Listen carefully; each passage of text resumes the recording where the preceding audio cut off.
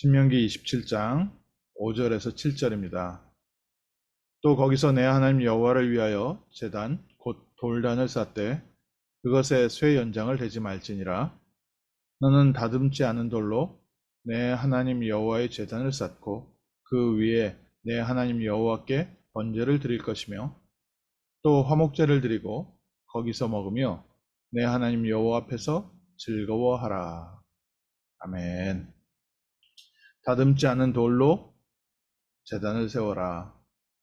오늘 중요한 또 하나님의 언약의 말씀을 우리의 영혼 속에 깊이 각인시키고 또 뿌리내리고 우리의 삶에 체질되어지는 복된 아침 되시기를 주님의 이름으로 축원합니다. 어제 본 말씀처럼 큰 돌을 세워서 언약의 말씀을 새겨라. 먼저 내게 깊이 각인되게 하시고 또 많은 사람들이 볼 수 있도록 큰 돌을 세워라. 또 우리 후대들이 볼 수 있도록 영원한 기념비로 남겨라. 이 언약을 말씀을 붙잡으면서 그 앞에 또 돌로 세운 제단을 준비하는데 제단을 쇠 연장으로 다듬지 않은 돌을 세워라. 어떤 의미를 갖고 있을까요? 여러 가지 해석들을 많이 합니다.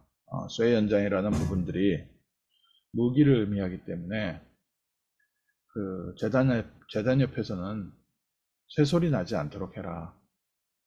그런 의미도 있을 수 있고요.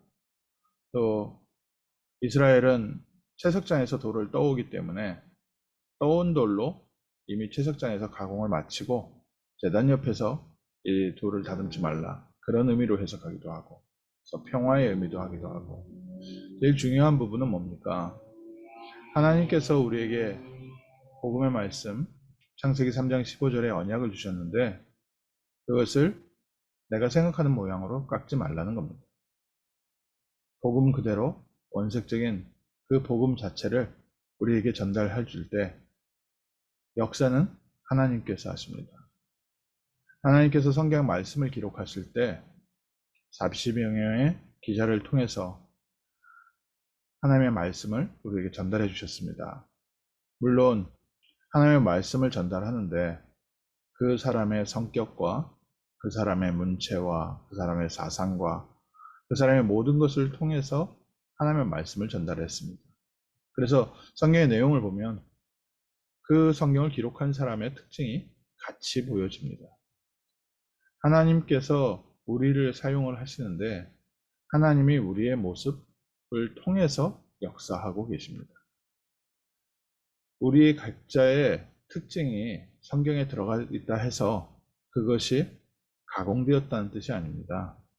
하나님은 하나님의 복음을 전달하는데 모든 사람, 모든 누구든지 하나님의 성령의 충만함을 받은 사람을 통해서 역사하고 계십니다. 이스라엘 가나안 땅에 들어가면 큰 돌을 세워 말씀을 새기고 다듬지 않은 돌로 제단을 세워서 그곳에서 피제사 드려라.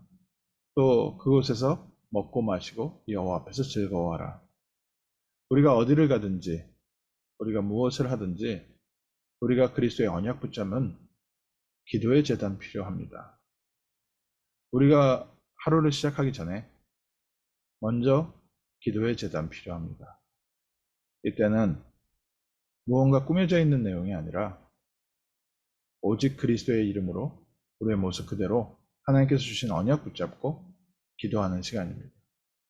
우리가 그리스도의 언약을 붙잡고 기도할 때 제일 먼저 주시는 응답이 마가다락방에 임했던 성령께서 우리의 삶에 역사하십니다.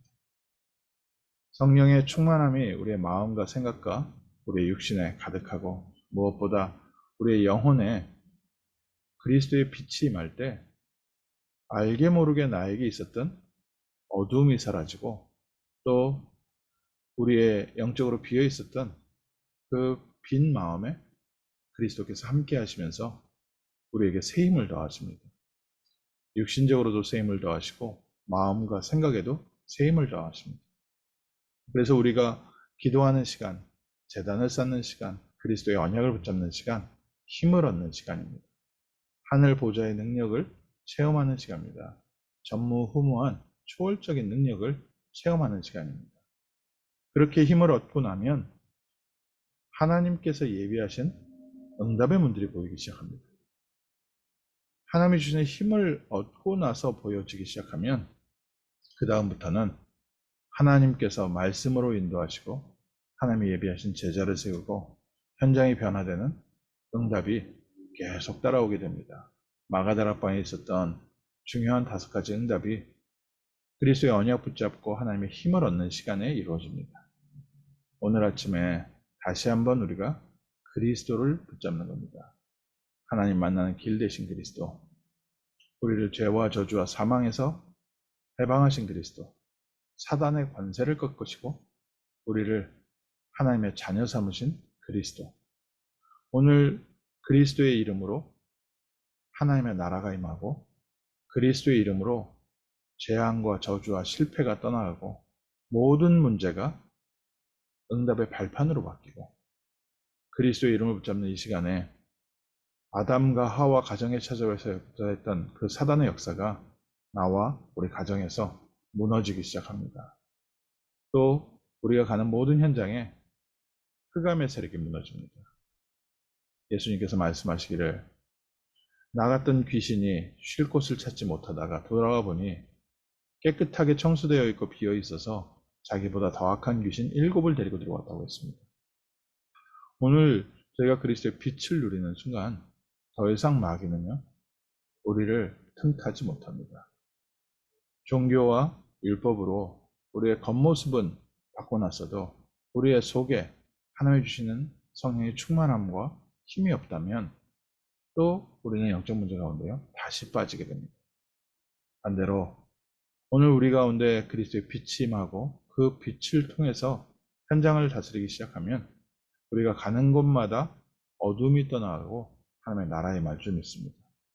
예수님이 가셨던 거라사 지방에 귀신 들렸던 완전히 군대 귀신에 잡혀 있었던 사람이 치유를 받고 증인으로 세워졌습니다. 그 어떤 문제가 있는 사람이라도 그리스도의 빛이 임하고 하나님의 나라가 임하면 치유되고 회복되어 그리스도의 증인으로 세워집니다. 오늘 아침에 그리스도께서 지금 나와 함께 하시고 정말 그리스도의 언약 붙잡은 재단으로 다시 시작하게 하옵소서. 우리는 환경에 밀리기도 하고 사람 말에 넘어가기도 하고 또 주변의 여러 가지 사건 때문에 우리가 자칫 다른 것을 붙잡을 수 있습니다. 오늘 기억하십시오. 다듬지 않은 돌로 세운 제단을 준비해라. 우리 모습 그대로 나와서 복음을 변질시키지 말고 다른 걸로 답을 얻으려고 하지 말고 뭔가 꾸미려고 하지 말고 딱 그리스도께서 주신 그대로 참 선지자 되시고 참 제사장 되시고 참 왕 되신 그리스도께서 십자가에서 모든 문제 해결하셨다는 이 중요한 언약 붙잡고 기도하며 승리하는 복된 날 되시기를 주님의 이름으로 축원합니다. 그리스도께서 나와 함께 하시고 하나님의 나라를 천국 보좌를 누리는 증인으로 현장을 살리는 영원한 응답으로 이어질 줄 믿습니다. 말씀을 붙잡았으면 제단을 쌓아야 합니다. 하나님께서 주신 말씀, 여자의 후손이 뱀의 머리를 상하게 할 것이라 했습니다. 오늘 그 말씀 붙잡고 기도하다가 하나님의 나라가 임하고 흑암의 세력이 무너지며 하나님이 예비하신 전도와 선교의 문이 열리는 복된 날 될 줄 믿습니다. 기도하겠습니다. 하나님, 오늘 저희에게 복된 날 허락하심을 감사합니다. 세계복음화의 축복 속에 저희를 부르시고 이 현장을 감당할 수 있도록 먼저 저희에게 성령의 충만함을 체험케 하시고 날마다 성령 충만함 속에 살게 하심을 감사합니다. 마가다락방에 임하셨던 주의 성령으로 오늘도 채워주시고 하나님의 여시는 응답의 문과 말씀 성취와 제자와 현장 변화의 응답을 누리는 복된 날 되게 하옵소서. 세운 언약을 붙잡고 기도하는 날 되게 하시고 기도의 망대를 통하여 현장 살리는 승리의 날 되게 하옵소서. 주 예수 그리스도 이름으로 기도합니다. 아멘.